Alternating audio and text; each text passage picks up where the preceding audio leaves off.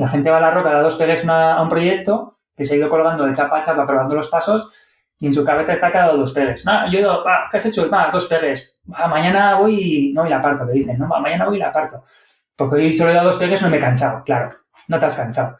Has estado 1 hora por pegue, colgándote sin tener el método correcto en los pasos, probando cada paso un montón de veces con recuperaciones de 30 segundos. O sea, has hecho una sesión de boulder intermitente que en la vida te la has pegado en un plafón.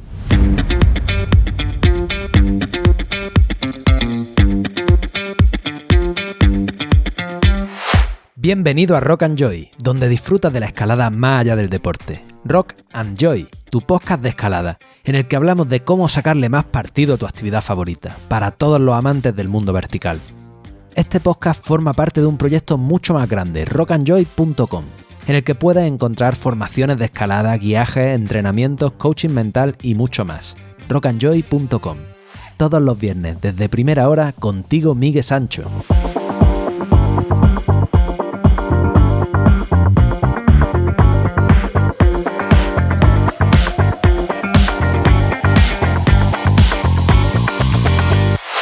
Muy buenas, te doy la bienvenida un viernes más, una semana más a Rock and Joy, tu caña para cuando estás atascado en un paso, tu podcast de escalada. Hoy te traigo la segunda parte de la entrevista a Pedro Bergua, un grande. Si la primera parte te pareció interesante, con esta segunda te va a petar la cabeza, porque las últimas investigaciones de Pedro responden a las preguntas que cualquiera que entrene para escalar mejor se ha hecho jamás, y aplicadas supondrán un antes y un después en tu entrenamiento, en tu escalada en general. Una pasada poder tenerlo aquí en el micro, una pasada poder preguntarle todo lo que quería preguntarle. Y nada, en un momentito vamos con él, vamos con esa segunda parte súper fanática. Pero antes de comenzar quiero contarte un poquito más de Rock and Joy Origen. Origen es un podcast privado, además de este que estás escuchando. Es mi forma de enseñarte a ti todos mis conocimientos de forma muy condensada, de forma que solo escuchando una historia, aparte de lo entretenido que te resulte, puedas aprender e integrar nuevas herramientas, nuevas ideas que tengan un impacto en tu escalada. Es la forma que tengo de poder aportarte mi experiencia y mi pasión por la escalada de manera más directa. Puedes entrar a este podcast privado por solo €1 por episodio nuevo, una pasada, en origen.rockandjoy.com. Así de sencillo, origen.rockandjoy.com. Y nada, te veo dentro, te veo en el Telegram. Y ahora vamos con Pedro Bergua.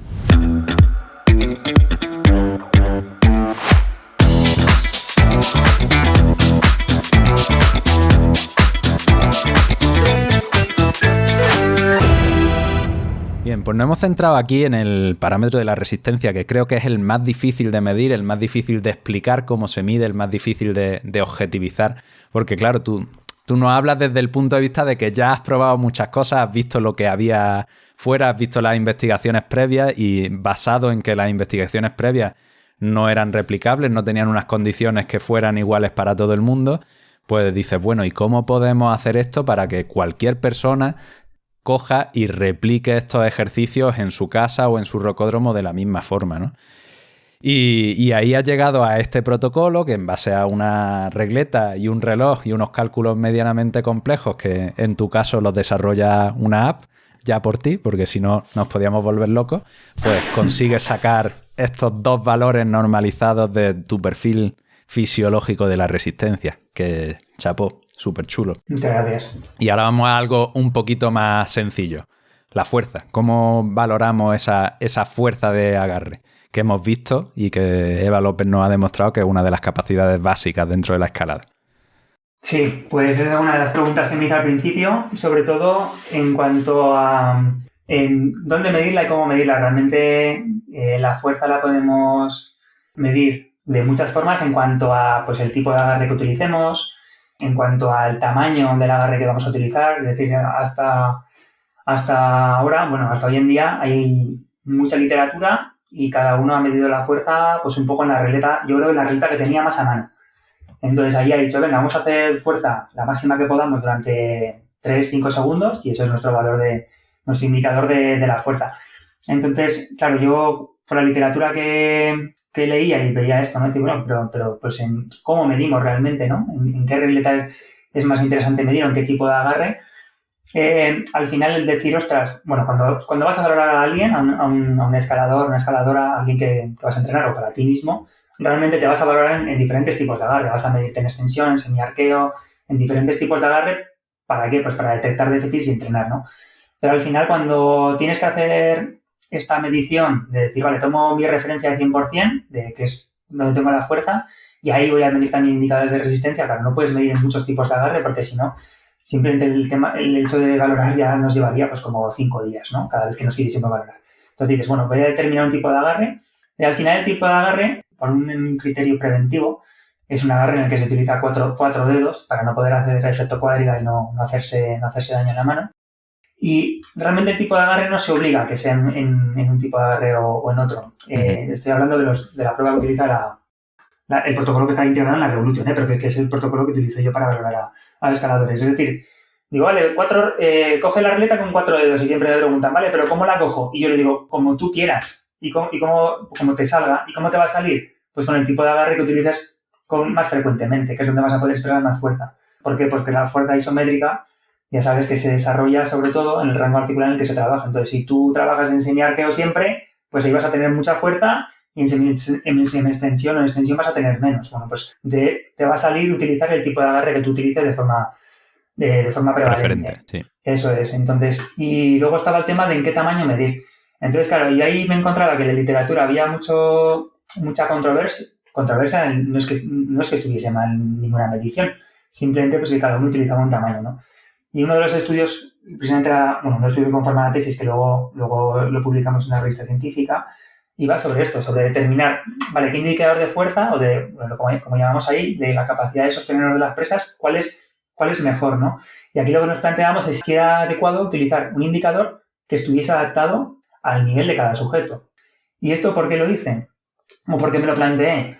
Pues porque veía que si yo ponía a trabajar en suspensión a escaladores de alto nivel, por ejemplo, me lo invento, 15 milímetros, el lastre que yo les tenía que poner para saber cuál era su fuerza máxima en 15 milímetros... Es muy superior a su peso corporal. No, pero mucho más, claro. Mucho y entonces, más. Claro, ahí el determinante ya de que te quedases de la presa o no, ya no era realmente la fuerza de ellos. Era la capacidad que tenías a nivel de las escápulas, a nivel de los hombros, de soportar, de aguantar esa postura durante 5 segundos. Y muchas veces se pinchaba por ahí. De hecho, hay gente y escaladores conocidos que se han lesionado por hacer este tipo de protocolos. Por meterse ahí 80 kilos de un arnés y colgarse de una regleta de 15 milímetros donde, claro, se podían sostener, pero a nivel de dedos, de fuerza de dedos, pueden expresar esa fuerza. Pero el resto de estructuras que comprometes para valorar eso en esos tamaños, pues a lo mejor no están suficientemente preparadas para este tipo de esfuerzo. Y yo sé de gente que se ha lesionado haciendo esto. Entonces, por un factor preventivo, yo dije, bueno, a ver si igual es interesante que escaladores de más nivel puedan hacer esta medición de cuánta fuerza eres capaz de expresar en una presa, ¿no? Cuántos kilos eres capaz de sostener en una presa, pero claro, en una presa más pequeña. ¿Por qué? Porque esto nos va a hacer que aguanten con menos kilos. Y en el polo opuesto nos encontramos escaladores de menos nivel, que también es el mismo razonamiento. Si en 15 milímetros no se quedan con su peso corporal. A lo mejor no se quedan con su peso corporal y a lo mejor la fuerza que tienen que hacer para sostenerse de 15 milímetros a nivel de tejido blando está sometiendo un estrés súper alto a todas las estructuras que determinan que puedan mantener el agarre en esa regleta y se pueden hacer daño, ¿no? Entonces, digo, bueno, ¿por qué no podemos medir a estos escaladores en una regleta de un tamaño más grande, ¿no? Y al final pues el estudio un poco fue en esta dirección. Y lo que hacemos es, pues, determinar lo primero de todo en qué tamaño de regleta es más adecuado para cada uno. Pues esto lo hacemos buscando la regleta en la que podemos aguantar nuestro peso durante 40 segundos. ¿Y por qué? Tú me dirás, ¿por qué 40 segundos? Bueno, pues una forma de estandarizar y porque 40 segundos, pues según Romer, sería más o menos un esfuerzo de un 75% de nuestra fuerza máxima. Ya es una intensidad bastante elevada y bueno, donde ya simplemente el hecho de sostenernos de esa presa con nuestro peso corporal ya nos está acercando bastante a la medición de la fuerza máxima, ¿no? Y luego a partir de ahí, en esa presa, vamos a ver cuántos kilos somos capaces de aguantar a 5 segundos. Y es una forma de tener una medición que es válida, es fiable y está adaptada a las capacidades de cada sujeto, ¿no? Desde un punto de vista preventivo. Y esto fue la publicación que dimos en 2018 y bueno, y este protocolo de medición está integrado en el protocolo de Revolution y eso es lo primero que se hace. Claro, gente que ya tiene referencias, ya puede ir directamente, ya saben qué regleta va a aguantar 40 segundos su peso, porque ya tiene referencias, muchos no tienen referencias, entonces lo que hacemos es hacer una suspensión, un test previo para aproximar a esta regleta. Eso es, un test de tiempo máximo en un tamaño de regleta concreto y a partir de ahí lo que hacemos es, vale, pues en base a este tiempo que has dado en este test, sabemos que tu peso en 40 segundos lo aguantarías en esta regleta de forma muy aproximada. Y ahí se hace esa medición. Y una vez que tienes esa regleta ajustada, ¿esa sería la regleta en la que tú entrenarías? No, claro, exactamente. Esa es la regleta donde tú te valoras. Luego la que tienes, la regleta, o si vas a entrenar en regleta o ese tipo de agarre, si tienes que desarrollar fuerza ahí en ese tipo de agarre, tú donde tendrías que entrenar es en la regleta donde vayas a conseguir adaptaciones, pero lo que te suponga un menor estrés y que te genere adaptaciones. Es un poco un concepto que mucha gente no tiene en cuenta y por ahí la lía bastante, ¿no? Digamos que se limita su potencial futuro. Es decir, empieza a trabajar y a entrenar en regletas muy pequeñas cuando en regletas más grandes ya podría estar consiguiendo adaptaciones de fuerza máxima. No necesita trabajar en tan pequeño para generar adaptaciones de fuerza máxima. Entonces hay un poco ¿cómo entrenar hasta ahora? ¿No? Un poco el foco se tiene que poner hasta allí, ¿no? ¿Cómo entrenar hasta ahora? Le digo, bueno, pues ya sé que entrenando un poquito por encima, y un poquito por encima quiere decir, pues a lo mejor entrenar algo menos de tiempo o con un carácter de esfuerzo un poco mayor o en otro tipo de agarre, implementar el protocolo con otro tipo de agarre, ya vas a conseguir adaptaciones en fuerza máxima, ¿no? No necesitas, me valoro aquí, entreno aquí, no. Te valoras aquí, punto. Esto nos dice tu perfil. Ahora, ¿qué queremos desarrollar? ¿Esta capacidad? Pues vamos a ver cómo desarrollarla. Y eso muchas veces está muy alejado de simplemente los datos de la valoración, ¿no? O los tamaños que utilizas en la valoración. Pero bueno, sí que es un buen punto de partida a priori, como para saber que en esa regleta ni te va a tener que colocar un lastre excesivo que comprometa otra serie de tejidos, ni va a estar muy, muy, muy comprometido porque sea una regleta que te suponga mucho estrés, ¿no? Entonces quizá la de trabajo pues ronde por ahí, un poquito más grande, un poquito más pequeña en función de lo que tú quieras trabajar, ¿no? Hombre, puede rondar allí, pues es posible que ronde por allí, pero normalmente siempre está por encima del tamaño de la valoración. Sobre todo por lo que te digo, por no limitar el potencial de adaptación futuro. Si tú empiezas a entrenar, por ejemplo, imagínate en 12 milímetros, pues bueno, hasta 6 tienes 6 milímetros para progresar. Si empiezas a trabajar en 18 o en 20 y eso ya te está generando adaptaciones de fuerza máxima, tienes mucho más recorrido para poder evolucionar en largo plazo que si empiezas a trabajar en algo tan pequeño, ¿no? Claro. Pues se trata un poco de encontrar esto. No sé, te pongo un ejemplo que, bueno, como es conocido en las entrevistas, por ejemplo, con Iciar, que cuando empezamos a entrenar hace 3 años, que ya había pasado el pico altura crecimiento 2 años y ya podía empezar a trabajar cosas así más específicas, las primeras suspensiones que empezamos a hacer las hacíamos a 25 segundos sobre 35 o 40 segundos posibles. O sea, imagínate, prácticamente era una regleta muy grande donde podía estar bastante tiempo, o sea, una intensidad que era relativamente bastante baja, y ese estímulo tan bajo, que realmente es un estímulo bajo, nos generó adaptaciones de fuerza máxima. Entonces ya está, no tenemos que... ¿Quiero trabajar fuerza máxima? No, pues venga, suspensiones de 10 segundos sobre 13 posibles o sobre 14 posibles, pero si nunca has entrenado esto. Si nunca has entrenado esto, tienes un margen de mejora de la leche. Entonces, haciendo estímulos muy ligeros en cuanto a intensidad y con caracteres de esfuerzo bajos, vas a conseguir adaptaciones. Empieza a entrenar, mira si vas mejorando, valórate y si has conseguido adaptaciones, chapó, perfecto, tienes un margen de mejora de la leche. Claro que de la otra manera vas a conseguir adaptaciones, pero también estás limitando tu crecimiento a largo plazo. Porque si haces este tipo de protocolos de fuerza máxima y luego vuelves a uno más bajito, quizás ya hayas quemado esa etapa de conseguir adaptaciones, ¿no? Claro, exactamente. La mejora que vas a obtener va a ser mucho menor o no vas a obtener mejoras. Y esto pasa, bueno, estamos poniendo el ejemplo de las suspensiones, pero pasa con todos los medios de entrenamiento. Yo me he encontrado escaladores que no hacen 6B y me dicen, Pedro, ¿qué radios puedo hacer en el campus? Digo, pero ¿qué estás escalando en roca? Me dicen 6B. Digo, olvídate, vete a hacer otras cosas, vete a escalar, vete a hacer allí prueba con diferentes métodos. O sea, miles de cosas que te hacen falta trabajar antes de llegar a meterte debajo de un campus y hacer ejercicios que van a suponer un estrés para los dedos seguramente que para que no está preparado, ¿no? Entonces, y esto, bueno, aquí con las redes sociales y los vídeos de escaladores fuertes que ponen entrenamientos haciendo, pues claro, cosas flipantes, ¿no? Que son muy, muy guays de ver y claro, te piensas que haciendo eso vas a mejorar. Es más probable que te acerques a hacer una carga excesiva y a lesionarte que a lo que vas a mejorar. Y si lo utilizas y mejoras, sí, claro, vas a mejorar porque es un estímulo que te ayuda a mejorar determinada capacidad, pero pero eso a largo plazo te está limitando un montón, porque cuando tengas que utilizar esa capacidad o tengas que desarrollar esa capacidad que tú ves que te hace falta, ya has explotado ese medio hace tiempo. Entonces, la mejora que vas a tener repitiendo ese contenido va a ser mínima o no vas a obtener mejores. Totalmente. Bueno, Pedro, entonces hemos visto que gracias a estas investigaciones científicas y esta normalización, esta estandarización, podemos tener unas mediciones estandarizadas sobre la fuerza que uno tiene de agarre y sobre las diferentes componentes de la resistencia de agarre que uno tiene tan solo pues con una multipresa, un cronómetro y una serie de cálculos. Fantástico. Esto resuelve una primera gran pregunta, que es cómo valoramos, ¿no? Cómo medimos cómo estamos en la escalada en un punto concreto. O sea, hacemos una foto y decimos, bueno, este es mi escalador del momento en cuanto a las capacidades físicas, que ya luego hay otras muchas más. Vale, y ahora otra de las grandes preguntas del entrenamiento, que es ¿hasta cuándo entrenamos hoy y cuándo entreno? ¿Mañana, pasado mañana, dentro de 8 horas? ¿Cómo empezamos a responder esto frente a deportes súper cíclicos y muy bien estudiados con un ambiente controlado que responden también a estas preguntas? ¿Cómo lo hacemos en la escalada? Pues en la escalada lo que se ha venido haciendo hasta ahora normalmente era no atender a nada de esto. O sea, la gente entrenaba o entrena hasta que ya no puede más.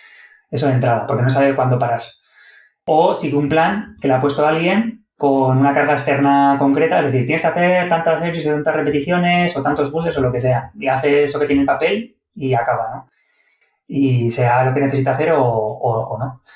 Entonces, eso es lo que yo veo y lo que he visto siempre, que es lo que se ha hecho, ¿no? ¿En qué estamos trabajando ahora y en qué estamos avanzando? Pues estamos avanzando precisamente en este conocimiento, en saber determinar cuándo hay que parar de entrenar cierta capacidad para lograr un estímulo que sea efectivo, es decir, saber que esa carga que tú has hecho de cierto contenido te va a servir para mejorar y también valorar esa carga que ha supuesto para ti, es decir, qué huella deja en tu cuerpo y eso determina cuánto tienes que descansar para volver a entrenar o cuánto tienes que descansar para poder rendir. Eso es uno de los kits y una de las cosas que, bueno, estoy trabajando ahí hace un par de años utilizando mediciones de pérdidas de rendimiento. Al final lo que hacemos es medir la pérdida de rendimiento. Y la pérdida de rendimiento se puede valorar hay ejercicios que es muy sencillo valorar pérdidas de rendimiento. Y que ya se sabe que cuando observas esa pérdida de rendimiento ya has hecho un estímulo que es suficientemente o que va a ser suficiente o que va a ser efectivo para generar adaptaciones que te hagan mejorar en esa capacidad que estás desarrollando. Por ejemplo, esta es la base del VBT, ¿no? Del entrenamiento basado en la velocidad. Pues se sabe, gracias a las investigaciones, que cuando pierdes determinado porcentaje de velocidad en la serie, ya está, ya vas a conseguir entrenar hasta allí, ya va a ser suficiente como para generar adaptaciones. No tienes que seguir entrenando y haciendo series o llegar a pérdidas de velocidad mayores, que quiere decir que vas a generar una mayor fatiga. ¿Por qué? Porque esa es la mejora que te va a dar no es mayor, ¿no? Otras cosas que ya se vienen haciendo también hace años, que están más integradas en lo que es el entrenamiento de la escalada, pues por ejemplo es el carácter del esfuerzo, ¿no?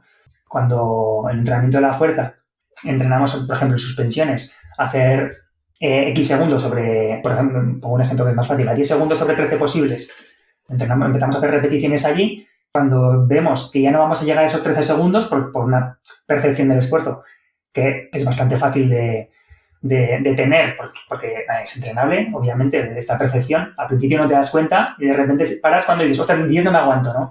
Pero luego ya estás más consciente y ya te das cuenta de que antes de ese punto de fallar en 10 ya tenías sensación de que a 13 no llegarías, ¿no? Y dices, vale, pues ahí paro. Pues ya sabemos que entrenar hasta que sientes que ya no respetas ese carácter de esfuerzo va a generar un estímulo suficiente como para lograr adaptaciones en esa capacidad de desarrollar, que en este caso del ejemplo sería la fuerza, ¿no? Pues esto sería cómo observar pérdidas de rendimiento.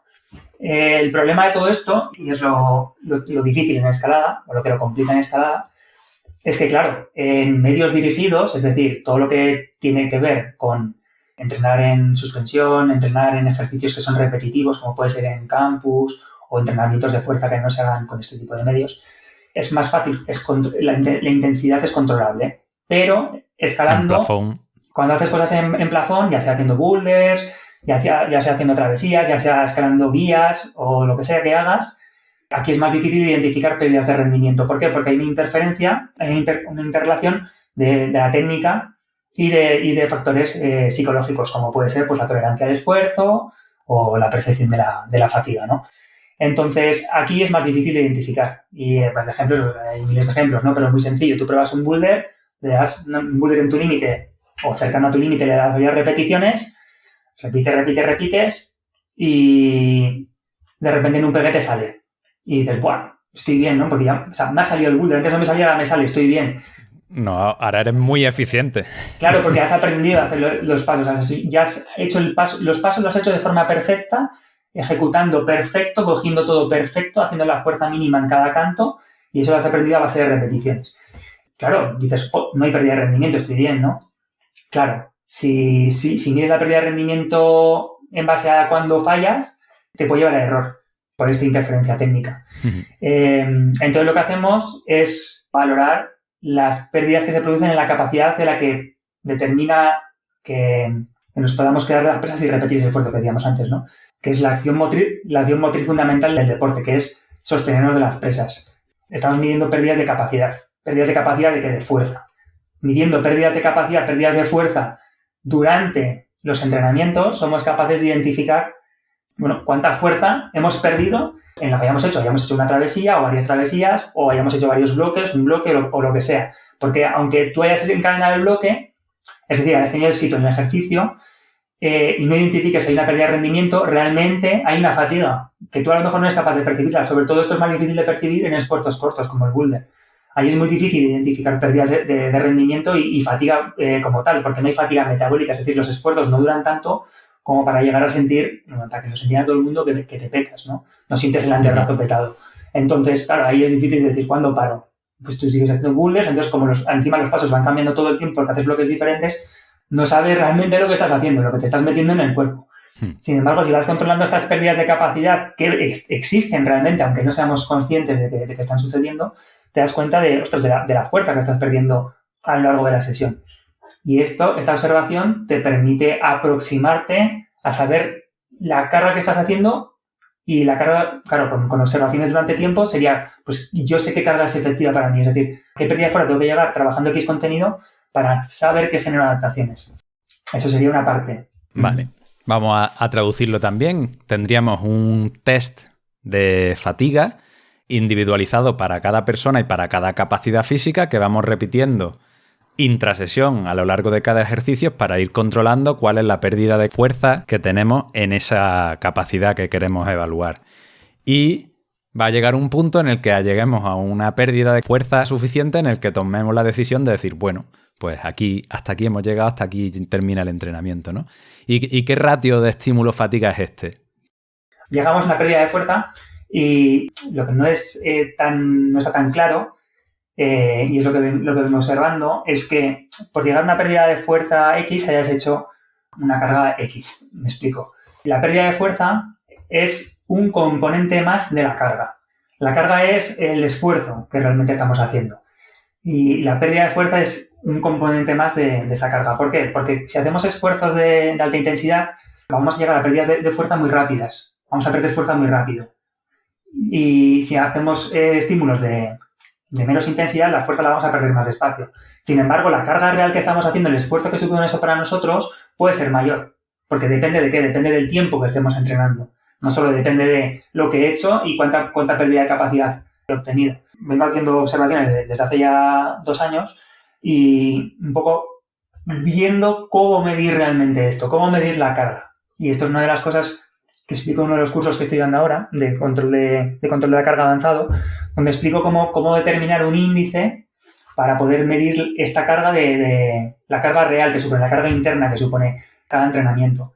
Y este índice, una de las partes que componen este índice es precisamente la pérdida de fuerza, que ya es un dato interesante. De hecho, en otro curso, porque este es un curso de control avanzado de la carga, que va enfocado sobre todo a escaladores pues que ya tienen un recorrido entrenando y que quieren usar un sensor de fuerza para poder afinar sobre todo en esos procesos. Doy otro curso que es, digamos, para escaladores que no tienen un sensor de fuerza, pero también quieren saber cómo funcionar mejor y realmente estas pérdidas de fuerza se pueden determinar con una regleta y un reloj también. Ahí hay otro curso, el curso de herramientas para escaladores, donde explico una forma con la que poder medir estas pérdidas de fuerza, no solo intrasesión, sino también para poder medir si existe déficit de fuerza al inicio de la sesión con respecto a la sesión previa, para que sepas si estás recuperado o no estás recuperado. Y en función de ese déficit de fuerza, para poder decidir qué capacidad podrías trabajar en ese estado y cuáles no deberías de trabajar en ese estado si quieres generar adaptaciones. Estas son, pues unas cosas, yo creo, muy interesantes, muy útiles, que estoy intentando explicar ahora, sí, en los cursos. Y, jolín, de momento he dado curso de herramientas. Ahora, el fin de semana que viene, porque esto no sé cuándo se emitirá, el fin de semana del 18 doy otro en Barcelona de ese tipo de curso. Pero el que da hasta ahora, jolín, la gente sale muy contenta porque son cosas realmente útiles y aplicables en el día a día de entrenamiento. O sea, es que al día siguiente tú estás utilizando esto en tu entrenamiento y empiezas a ser consciente de lo que estás haciendo, de lo que ha supuesto el entrenamiento anterior, de hasta dónde estás llegando en el entrenamiento, que son cosas que hasta ahora no, ya te digo que no se miden, no ha medido nadie. Lo que utiliza la gente son, pues, la percepción del esfuerzo, las sensaciones. Estoy más cansado, estoy menos cansado. Yo lo que me encuentro es que, en general, escaladores y escaladoras tenemos, y me incluyo, porque yo realmente llego a desarrollar todo esto porque soy un paquetón en cuanto a la percepción de mi esfuerzo. Hay gente que sí que he encontrado que es muy consciente de sí mismo y de lo que hace y de lo que ha hecho y del descanso que necesita, pero hay muy poca gente así. Yo no soy de esos elegidos. Entonces he desarrollado todo esto para tener un dato objetivo que me diga, ostras, estás así. De hecho, pues, ayer, por ejemplo, bajé a entrenar, me calenté, me hice una prueba y me subí para casa. Y ahí a mi mujer, como ya sabe lo que pasa, me dice, ¿qué? ¿Cansado? Digo, sí. Pero claro, objetivamente, no por una percepción. Y esto es una cosa que es muy importante en escalada, sobre todo por una cosa fundamental, y es que el esfuerzo que hacemos escalando es variable todo el tiempo, en el entrenamiento y sobre todo en la roca. Y eso es lo que nos descuadra muchas veces las planificaciones y las cosas que hacemos entrenando, lo que hacemos en la roca, que la gente no es consciente de lo que hace en la roca. La gente va a la roca, da 2 pegues a un proyecto, que se ha ido colgando de chapa a chapa, probando los pasos, y en su cabeza está cada 2 pegues. Yo digo, ¿qué has hecho? 2 pegues. Mañana voy y la parto, le dicen, ¿no? Mañana voy y la parto. Porque hoy solo he dado 2 pegues, no me he cansado. Claro, no te has cansado. Has estado 1 hora por pegue, colgándote sin tener el método correcto en los pasos, probando cada paso un montón de veces con recuperaciones de 30 segundos. O sea, has hecho una sesión de boulder intermitente que en la vida te la has pegado en un plafón. O sea, llevas encima una fatiga de la que no eres consciente porque como no has enlazado secciones largas, no has generado fatiga metabólica, no te has petado, te piensas que no has hecho nada, al día siguiente vas y no te canteas. Y dices, no entiendo nada, ayer no hice nada, solo hice 2 pegues, no entiendo nada. Esto es lo que te encuentras en todos los sectores. Es que esto es magia, es que hay días que encadeno y no sé por qué, otros que estoy hecho una mierda y no sé por qué. Claro, pero porque no mides. Si no mides nada nunca, no entiendes nada, no entiendes lo que te está pasando. A mí me parece súper guapo, porque año y medio, 2 años, me lo he pasado pipa haciendo todas estas mediciones, pero porque me han hecho entender realmente lo que estaba sucediendo, ¿no? Y decía, jolín, qué guay. Y con la gente con la que empecé a usar todo esto, pues algunos me decían, pero qué guay, porque alguno me decía, es que esto hace que no me frustre, porque antes iba a la roca y no me movía y decía, joder, no entiendo nada, esto es una mierda, no sé qué, no me vale para entrenar.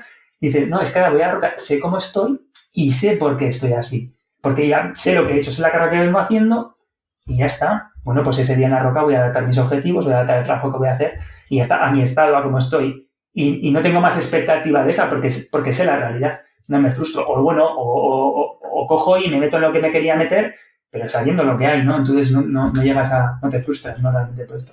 Entonces es muy guapo. Me parece fundamental. Esto realmente responde a las 2 grandes preguntas que te había hecho al principio y bueno, estoy deseando poder asistir a uno de esos cursos y ver la chicha que hay detrás de todo esto. Voy a intentar hacerte alguna pregunta más en este hilo sin que me tengas que dar todos los datos, pues si no nos tiraríamos aquí mucho rato. Pero vale. Si esta fatiga es distinta dependiendo del estímulo que queramos medir y que queramos provocar, por ejemplo, puedo estar muy fatigado en fuerza de tracción y muy poco en suspensión máxima, o puedo estar muy fatigado en una resistencia de baja intensidad pero mantener un buen nivel de fuerza máxima. ¿Cómo podemos evaluar esto de forma precisa? Porque tendríamos que hacer muchos test diferentes, ¿no? Intrasesión, y al final esos propios test nos podrían fatigar incluso. Claro, exacto. Necesitamos tener un indicador de la fatiga con una prueba que realmente no sume más fatiga, ¿no? O que lo que sume sea tan bajo que realmente sea despreciable. Y efectivamente, esto es muy importante, el saber y entender de dónde ha venido la fatiga. Y sobre todo, saber una cosa, que es que la fatiga se va a expresar como la incapacidad para expresar fuerza.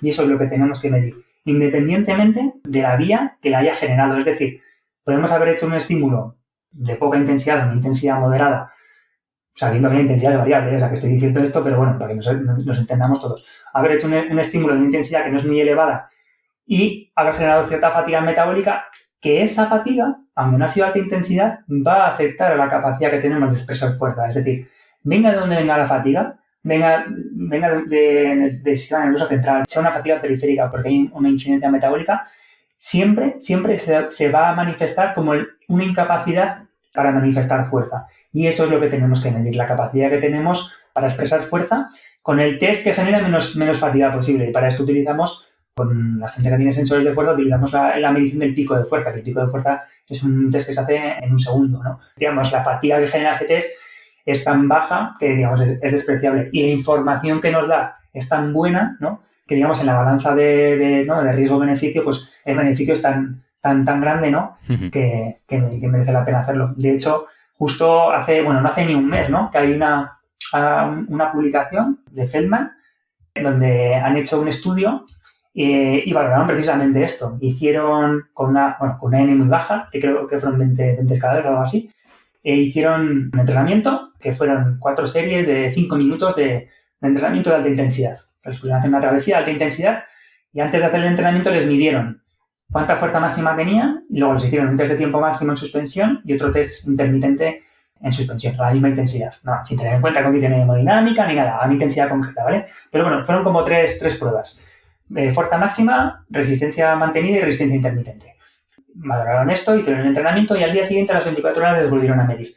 Y es muy interesante porque en todos los tests que les volvieron a hacer al día siguiente, todos reflejan una pérdida de capacidad. Es decir, el test de fuerza máxima dio una pérdida de capacidad, que fue muy baja, de un 3%.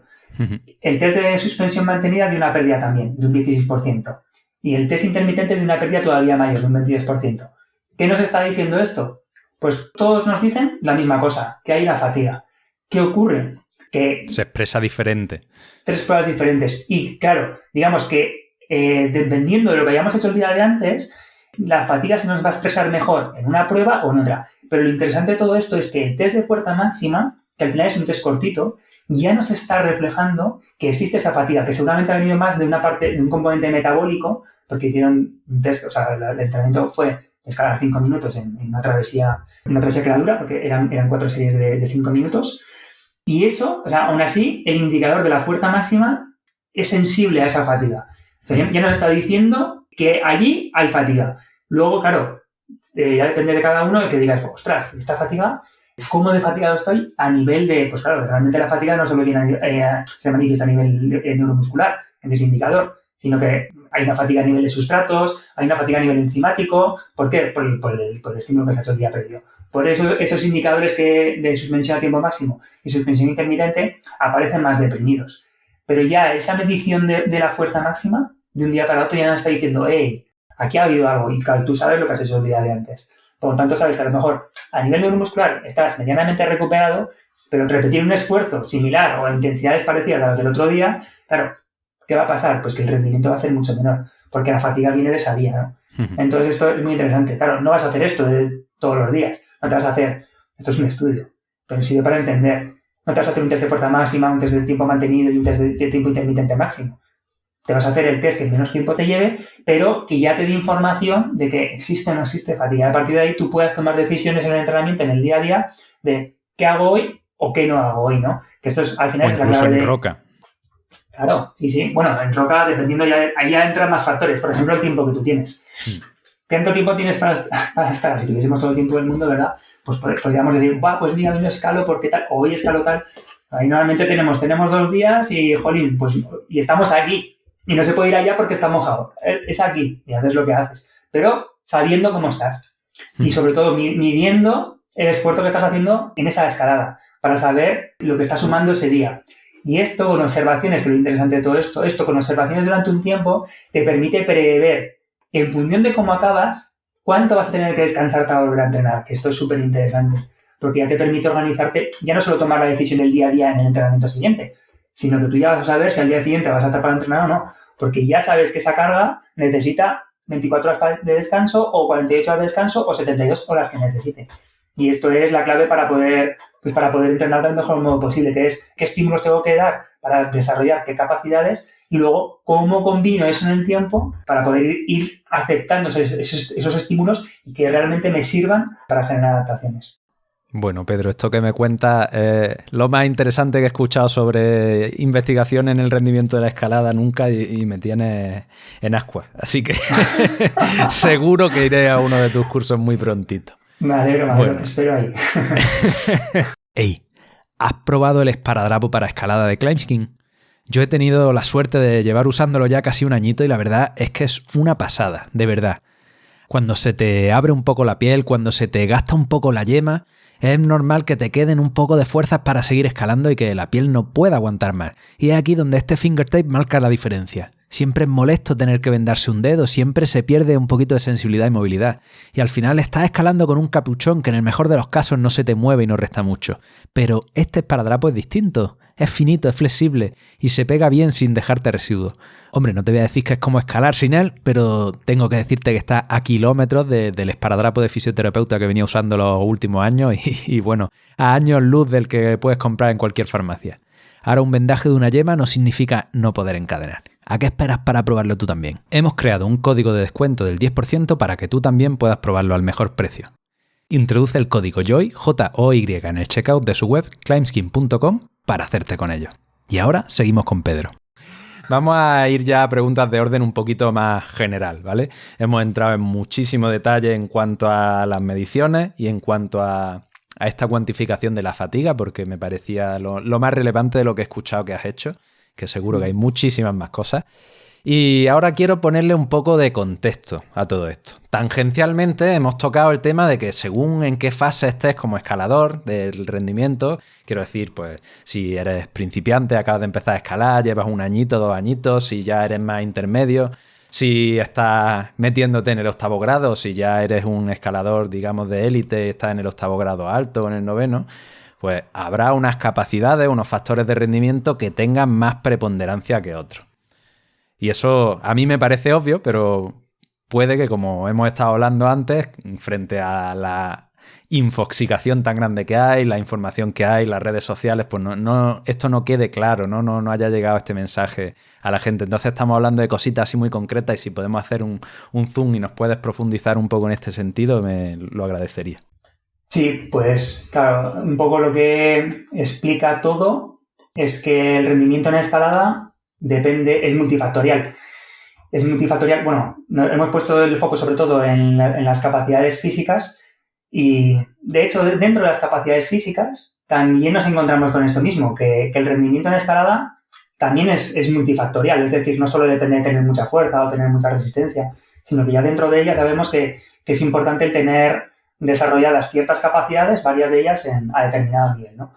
Pero un poco, si ponemos un poco más atrás, es esto. El rendimiento es multifactorial y hay tantos elementos que determinan el rendimiento más allá del físico. Es decir, al final, en la progresión a largo plazo de cualquier escalador, lo que se trata y lo que se debería de buscar es desarrollar el nivel mínimo de capacidades físicas que te permitan expresar todo tu potencial como escalador, que quiere decir que te permitan moverte en las vías de un nivel que esté acorde a tus capacidades actuales, que vienen determinadas por el nivel de adaptación de tejidos blandos. Esto es una cosa que creo que es importante subrayar y que la gente no conoce, porque bueno, realmente hay mucha gente que empieza a escalar, cada vez hay más gente que empieza.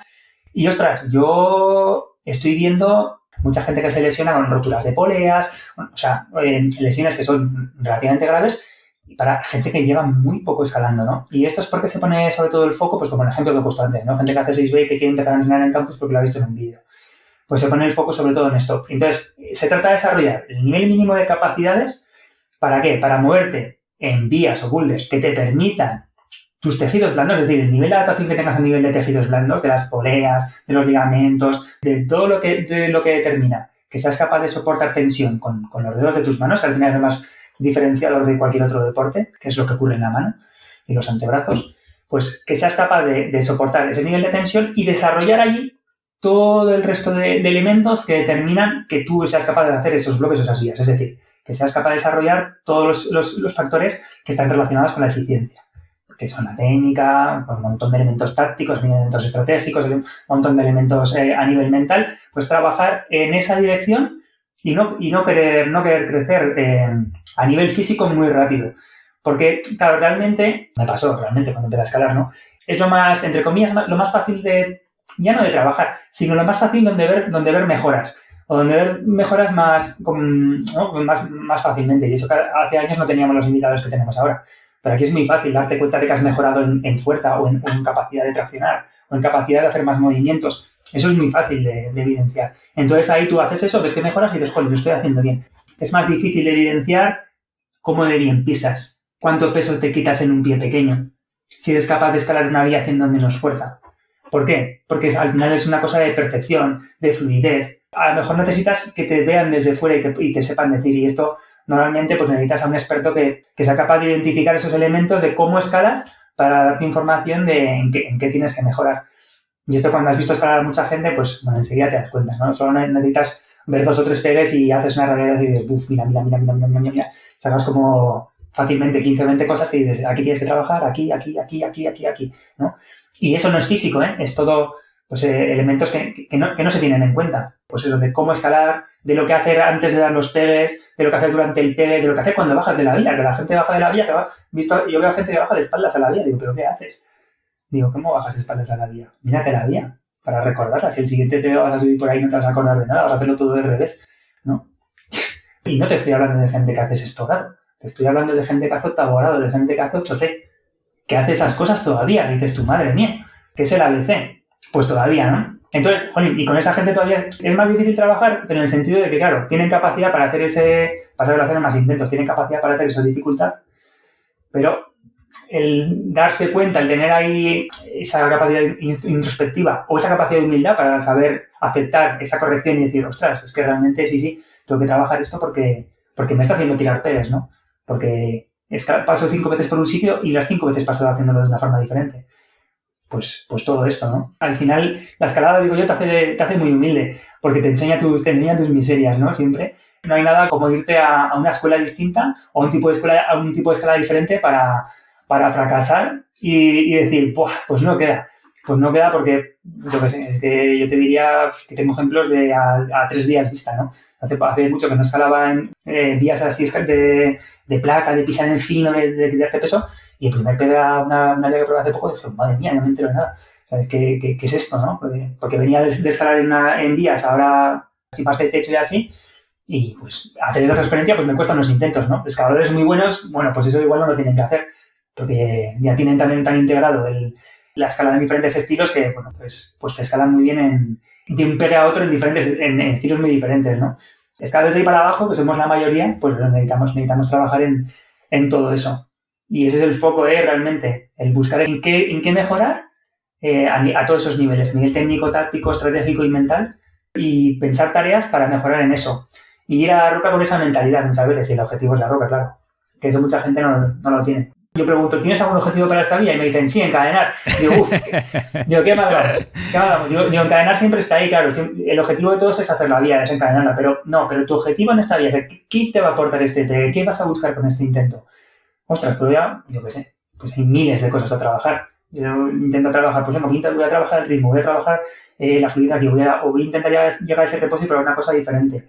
O voy a estar pendiente pues, no, de la respiración, o voy a estar pendiente de a qué dirijo el pensamiento no sé dónde, o voy a llegar a ese punto y a ver si soy capaz de elevar mi nivel de activación para en el paso duro, pues realmente darlo todo y no caerme desinflado porque no he llegado ahí con el suficiente nivel de activación. Pues miles de cosas que te puedes plantear en cada TE y que te hacen focalizarte en eso y no en el resultado, y realmente te dan riqueza, ¿no? Eso es lo que realmente te hace mejorar, ¿no?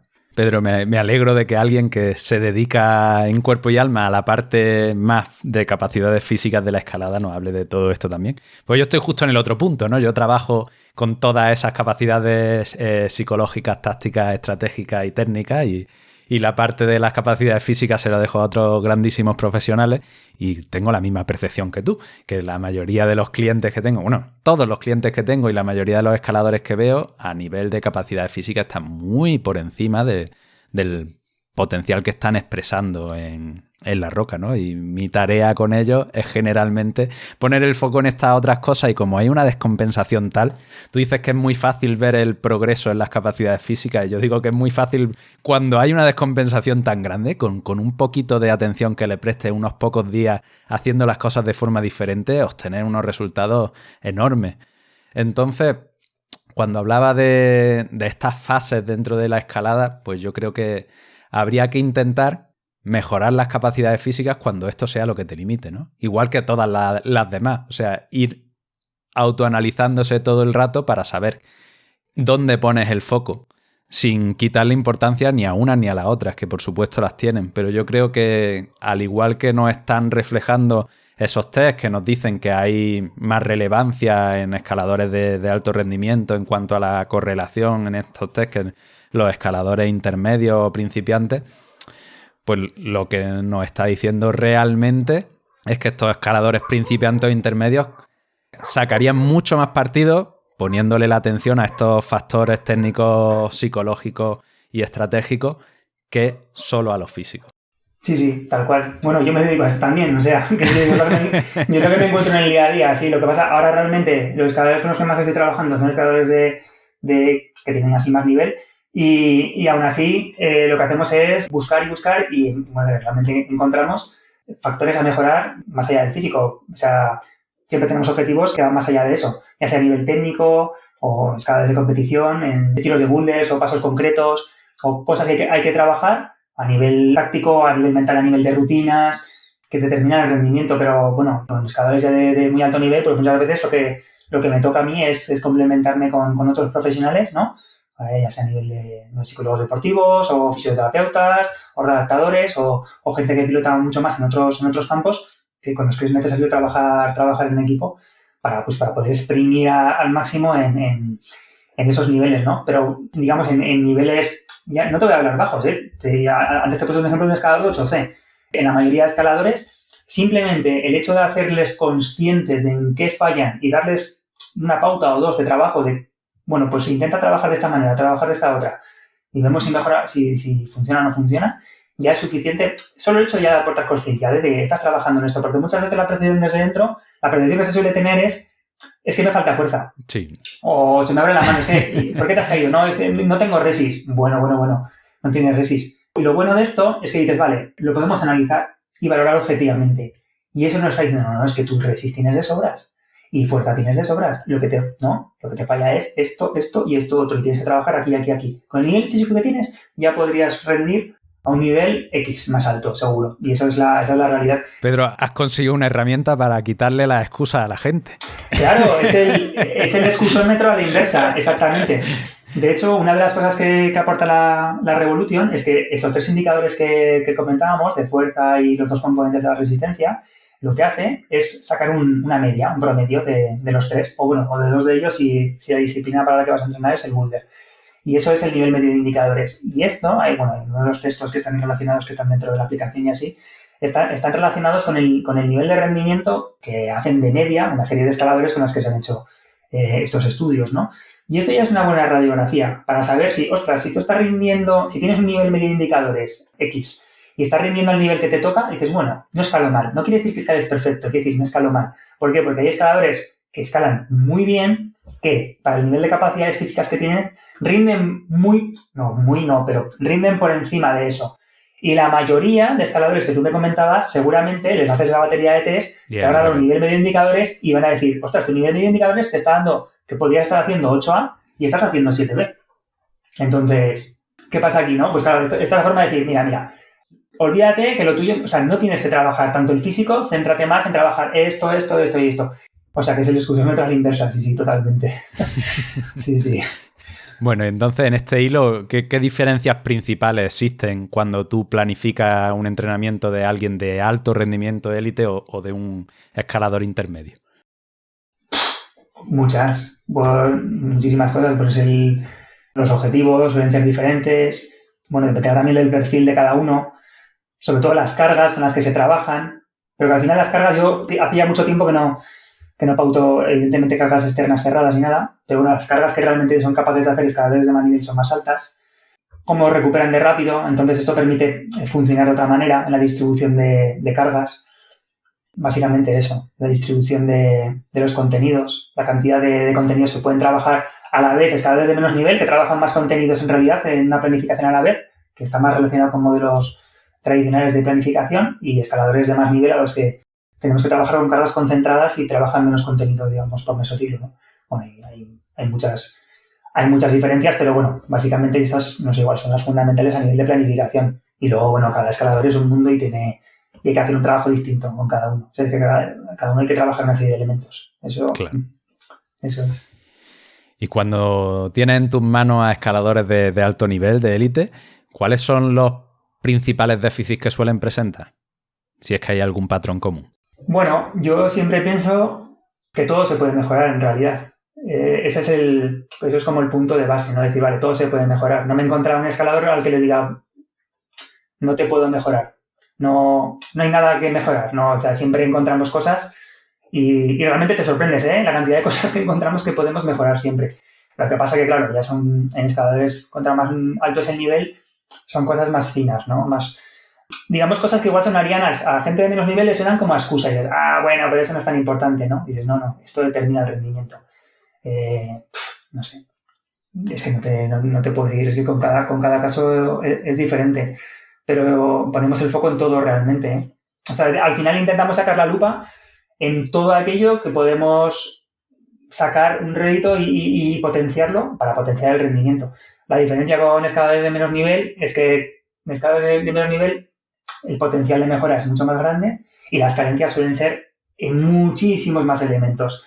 Entonces, entre comillas, es más fácil mejorar. ¿Por qué? Porque tienes, digamos, como más cosas que elegir o que puedes trabajar para hacerlos mejorar. No quiere decir que vayan a mejorar por eso, ¿eh?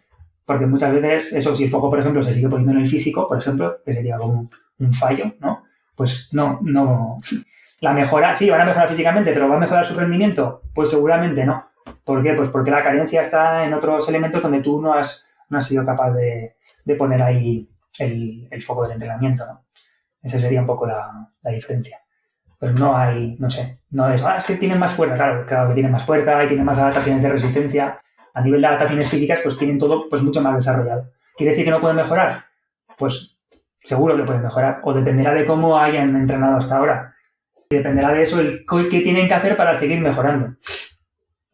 Eso es. Pedro, ya hablando de otro tema, el enfoque que tienes en tu página web, que se habla de Climb More, Train Less, que llevas por bandera, llegado a la práctica, ¿en qué consiste? Sí, bueno, pues es lo que nos encontramos un poco en todos los escaladores en general, ¿no? Que la gente pone el foco más en el trabajo de la mejora del físico, en entrenar más las cosas que son más fácilmente medibles, que son las capacidades físicas, y se olvidan de trabajar más lo que es la propia escalada en sí, ¿no? El ser mejores técnicamente, el ser capaz de escalar más fluido, de poner más peso en los pies, el coger las presas sin hacer fuerza, el moverse sobre las presas, el no moverse con el modelo de coger y tirar, sino el ser capaz de descubrir formas de pasar por los sitios haciendo la mínima fuerza posible y etc. Se podría hacer aquí una lista eterna. Entonces sería un poco el mensaje es ese, ¿no? Es céntrate más en tu escalada, escala más y céntrate más en cosas que determinan el rendimiento escalando más allá del físico, ¿no? O sea, céntrate más en eso y entrena menos, ¿no? Eso es un poco, que no quiere decir dejar de entrenar. Eso es una parte más. Evidentemente hay que trabajarla y hay que desarrollarla. Pero siempre teniendo claro que el rendimiento es un todo en escalada y no puedes dejar de lado esas partes porque si no, pues no vas a rendir o no vas a rendir nunca al nivel al que potencialmente podría rendir. Totalmente. Y esto si cogemos a alguien que tiene todas las horas del mundo como para dedicarle a la escalada, ¿cuántas horas para un profesional serían adecuadas de entrenamiento a la semana? Físico. Si coges a uno de esos, lo que tienes que hacer es enseñarle a controlar las cargas y a que sepa sobre sí mismo, que es lo que hablábamos antes. Hay que saber qué carga es adaptativa para cada uno y qué carga te genera adaptaciones y eso en cuánto tiempo lo recuperas. y es darle las herramientas para que sepa autogestionarse realmente, porque muchas veces al final la decisión la va a tener que tomar él, a no ser que tú estés presencialmente siempre con ellos, pero aún así, si tú estás presencialmente con ese escalador o con esa escaladora, vas a medirlo y simplemente vas a hacerle consciente del momento en el que tiene que parar de entrenar, o cuando vuelva a entrenar le vas a hacer consciente de cómo está y tú vas a tomar la decisión por él. Pero si no es así el caso, es simplemente darle herramientas para que tome conciencia de estos elementos. O sea que no hay una respuesta de cuántas horas. No, pues, lo normal suele ser que a más experiencia y más nivel de entrenamiento, generalmente más horas hay que entrenar. Claro, más Mi experiencia es más carga suele ser capaz de tolerar, sí. Mi experiencia personal es que yo he entrenado por encima de mis posibilidades, seguramente, durante muchos años. O sea, he entrenado más de lo que tenía que haber entrenado. Seguro, segurísimo. ¿Pero por qué? Porque no lo medía. No medía la carga que realmente suponían los entrenamientos. Entonces, eso es una cosa que vengo haciendo realmente, entre comillas, hace poco tiempo. Hace 2 años, una cosa así, que he empezado a ser más consciente de todo esto. Y bueno, es alucinante. Y al final te das cuenta de esto, de que haciendo menos consigues mucho más de lo que te pensabas. Y simplemente es esto, es esta gestión de las cargas, el saber cuánto tienes que hacer, qué va a ser suficiente para generar adaptaciones y eso cuánto tienes que descansar para volver a entrenar y qué cosas puedes volver a entrenar después de ese descanso. Eso es la clave, yo creo. Una de las 2 patas del banco que comentábamos. Muy bien, Pedro. Vamos a ir envolviendo esta entrevista, como dicen los ingleses. No sé si tiene mucho sentido en castellano. Ya nos has hablado un poquito sobre estos cursos que estás dando, que estás sintetizando el contenido de tus investigaciones y de tu experiencia en una serie de cursos presenciales. ¿Cuáles son estos cursos? Sí, pues tengo, eso es, tres cursos, realmente, 4. Uno que está muy relacionado con la aplicación, es un taller de 4 horitas para enseñar pues lo que hace la aplicación, la Revolution Training Map, y con la tabla, qué cosas se pueden hacer con ella, cómo es el protocolo de los autotests, qué nos dice eso, y una forma muy sencilla de saber sacar partido de eso. El que tiene la aplicación, pues vale, qué cosas puedo hacer y cómo puedo desarrollar esas capacidades que me indica la tabla que tengo que desarrollar. Pues un cursito va hacia eso. Otro que es para escaladores, cualquier escalador que puede, no que tenga que entrenar con suspensiones, porque realmente eso, que tú tengas la tabla y la aplicación o que puedas acceder a ella no quiere decir que tengas que entrenar con suspensiones. Sí que te vas a valorar con suspensiones, con ese protocolo que es mediante suspensiones, pero luego esas capacidades las puedes desarrollar con otros medios, no tienes por qué utilizar las suspensiones. Bueno, eso sería como un taller. Luego tengo un curso que es el resto de cursos son de fin de semana y otro va enfocado a escaladores que ya tienen algo más de experiencia entrenando, pero no tienen por qué ser escaladores de alto nivel, ni mucho menos. Es para cualquier tipo de escalador que ya tiene pues, cierta experiencia entrenando. Este es el curso de herramientas y ahí lo que enseño es a poderse planificar de forma más ajustada en base a su perfil fisiológico, el perfil que tienes mediante la tabla y la aplicación, y también a enseñar de una forma sencilla, sin un sensor de fuerza, cómo poder determinar esto, el momento en el que acabar un entrenamiento, en función de la capacidad que entrenes, y doy herramientas para saber eso, con medios accesibles, o sea, con una releta y un reloj, para saber si está recuperado o no está recuperado un día para entrenar cierta capacidad y poder tomar decisiones en base a eso. O sea, es una forma de cómo tener herramientas sencillas para poder optimizar el entrenamiento. Y luego hay otros 2 cursos que son cursos más avanzados, que uno está, esos ya, digamos, están relacionados con, se utiliza un sensor de fuerza. Uno está pensado para enseñar cómo medir más indicadores del perfil fisiológico o cómo medirlos de forma más rápida y también de forma adaptada a diferentes niveles de lo que te da la tabla, utilizando un sensor de fuerza, que sería el curso del perfil fisiológico avanzado, y luego cómo planificar en base a diferentes perfiles fisiológicos, cómo planificar el entrenamiento, unas pautas, porque tampoco pues, hay que adaptarlo, realmente son unas pautas generales, pero sería eso, cómo poder medir de forma más rápida esos indicadores, o por ejemplo, cómo medir el umbral de oclusión en vez de un protocolo de 3 días, que es lo que utiliza la tabla, cómo poder medir el umbral de oclusión con un test que se hace en 2 minutos, con un sensor de fuerza. Bueno, pues explicar cómo hacer eso y cómo lo estoy haciendo yo, porque eso realmente, ese test no está validado y claro, realmente yo utilizo 2 métodos estadísticos para poderlo aproximar o determinar y hay veces que no se ve y entonces hay que saber interpretar esos datos que has obtenido para poder verlo. Entonces, bueno, un curso un poco enfocado hacia eso. Y el otro curso es el de control de la carga, control avanzado de la carga, que utiliza el sensor de fuerza, como hemos comentado, y donde explico a construir este índice de esfuerzo, que lo llamo índice de esfuerzo acumulado, que es el indicador de la carga interna del entrenamiento, es decir, del esfuerzo real que ha supuesto cualquier cosa que hagamos entrenando, ya sea escalando en roca, haciendo boulder, haciendo cualquier entrenamiento que podamos hacer, sea en plafón o sea en roca. Y a partir de ahí, pues bueno, enseño a utilizar pues ese índice, ¿no? Pues todo lo que se puede utilizar a través de ese índice, que es cuándo parar de entrenar, cuándo volver a entrenar, qué capacidades poder entrenar, cómo calcular un ratio para saber si puedo tener más riesgo o menos riesgo de lesión, que es el ratio de carga aguda, carga crónica. Pues esto se basa en registros de este índice durante varias semanas. Bueno, pues todo eso explico en ese otro curso. Fantástico. Pues, ¿cuándo y dónde van a ser las próximas ediciones?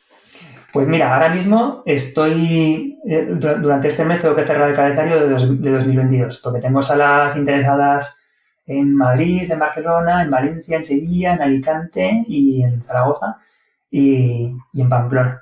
Entonces, en el momento que tenga fechas, eso lo pondré en mi blog y bueno, lo iremos poniendo en redes sociales, pero no hay una fecha. Ahora el siguiente curso que tengo, que es el último que doy este año, es el fin de semana del 18 en la sala Quimera, en Gavà, que es el curso de herramientas. El curso de herramientas para escaladores, el que valora la carga y con medios sencillos. Ese. Perfecto. Bueno, si sacas este calendario y luego quieres que lo pongamos en las notas del programa, pues me lo pasas y fantástico. Ahí seguro pues que lo ve gente también. Pues Pedro, para ir terminando la entrevista, ¿dónde te pueden encontrar las personas que quieran ponerse en contacto contigo? ¿Dónde me pueden encontrar? Pues tengo un blog que se llama, un blog que lo utilizo como web, se llama pedrobergua.blogspot.com. A través de allí, pues tienen ahí sale mi contacto y me pueden encontrar. Perfecto. Y bueno, esto va fuera del hilo de la conversación que llevamos, pero es la pregunta que le hago a todos los entrevistados de Rock and Joy, por lo menos la primera vez que aparecen, así que vamos con ella. Si te tuvieras que quedar con alguna vía de las que has hecho a lo largo de tu vida, ¿cuál sería y por qué? Ostras, esta no la tengo preparada. Cago en la mar. ¿Qué vi y por qué? Pero es fácil. Yo me quedaría con el Sicario, que es una vía el que fue el primer 8C de España, que luego se decotó a 8D más, que está en Escalete, en Huesca. ¿Y por qué? Pues porque para mí el 8C era como el grado para mí mítico, ¿no? Escalar 8C era alto nivel, ¿no? Y era algo que para mí era impensable. Y ya no solo hacer el grado, sino hacer esa vía en concreto, ¿no? Que fue como la primera de España. Y además en un sitio que para mí, bueno, yo tengo mucho cariño. De hecho, hace poco estuve porque Edu, que es un escalador es asturiano, pero vive por aquí en Huesca, Edu, Manu y así han estado equipando por allí. Y madre mía, fui hace poco y vi lo que han hecho allí, es bestial. Y bueno, es que el sitio es espectacular, es que le tengo mucho mucho cariño a esa escuela. Y yo creo que esa vía, sí, porque pues porque es mítica, es una vía mítica que me hizo una ilusión especial hacer, sí. Buenísimo, Pedro. Pues nada, hemos echado un ratito súper entretenido con un mogollón de contenido muy condensado. Y seguro que se nos quedan cosas en el tintero. O sea que, por mi parte, que sea la primera vez que te pasas por aquí, pero que no sea la última. Muy bien, Miguel. Pues nada, muchas gracias por invitarme y para mí también. Un placer haber estado charlando contigo. Pues aquí termina la entrevista. En la web te dejo un enlace en el que en solo unos días pondrá Pedro las fechas de sus próximos cursos. Quién sabe, si vas lo mismo estoy yo por allí también, con muchas ganas de aprender y mejorar los servicios que proporcionan Rock and Joy. Te recuerdo que en Origen tienes ya un montón de episodios exclusivos, más de 10, además de la forma de colaborar con el libro que estoy escribiendo ahora mismo. Sabes que puedes entrar simplemente en origen.rockandjoy.com por menos de €1 por episodio. origen.rockandjoy.com. Un abrazo enorme y hasta la semana que viene.